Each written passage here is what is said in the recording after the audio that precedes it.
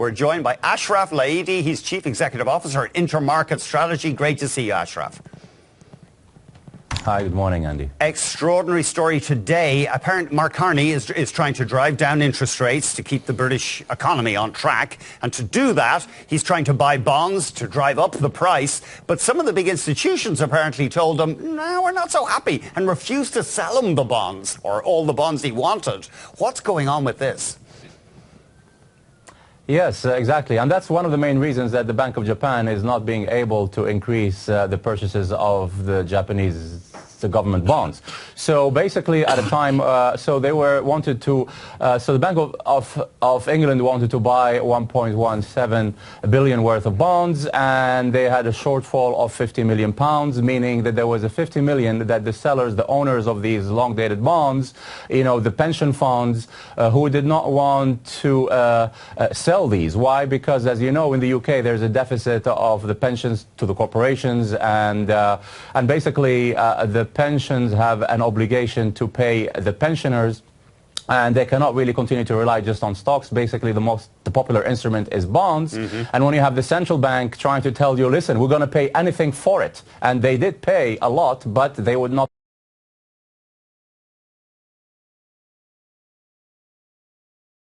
part. So they said, and some people said, listen, it's just a summer lull, and so on and so forth. But what is concerning is that this is it was the second day of the program, and they were not able to get what they want to buy. So Mark Carney is trying to drive down bond yields, but this is poison for the insurance companies and pension funds because they need bonds for long-term returns. So this rebellion is interesting.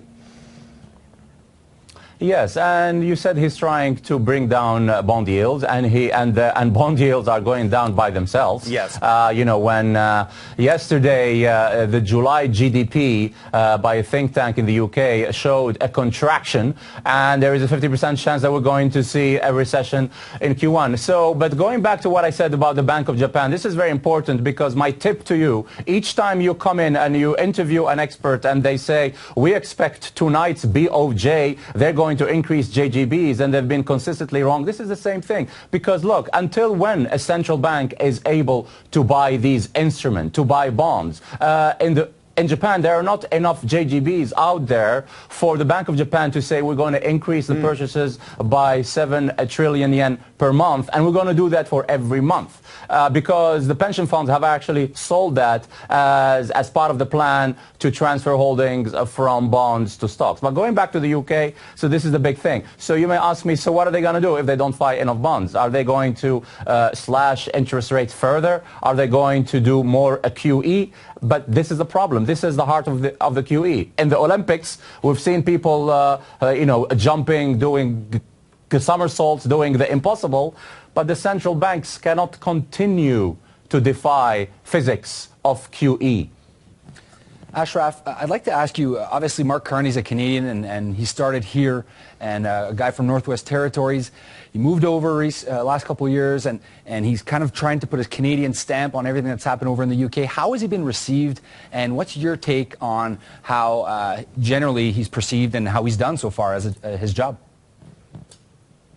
He has been very well received, very well received. He has been maybe criticized and dubbed as the unreliable boyfriend, because he would say that we're going to do something, and then he will not deliver, whether it's raise interest rates or whether it's reduce QE. But he has been impeccable, especially in the last few months in the eye of the Brexit storm, and he's been criticized by basically supposedly siding with the government and doing something doing something he was not supposed to do, being labeled as not independent when he supported the UK to stay, and he warned. They said, if we don't stay, if we leave, this is going to happen, and so on and so forth. And the negatives on which he warned are taking part right now, even at a time when Brexit has not happened.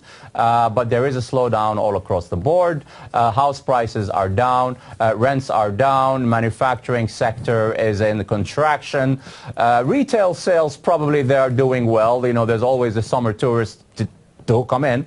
But, and as you know, the housing funds, those housing investments funds or those real estate investment funds are not allowing investors to take out money. So at the end of the day, the pound is probably going to go towards 126 or probably even lower, and gilts continue to go down. 126 and the British pound obviously around 130 right now. And I do see other stories in the British press today about house prices dropping in London. Ashraf, that was great, and I hope you come back soon. Always great talking to you.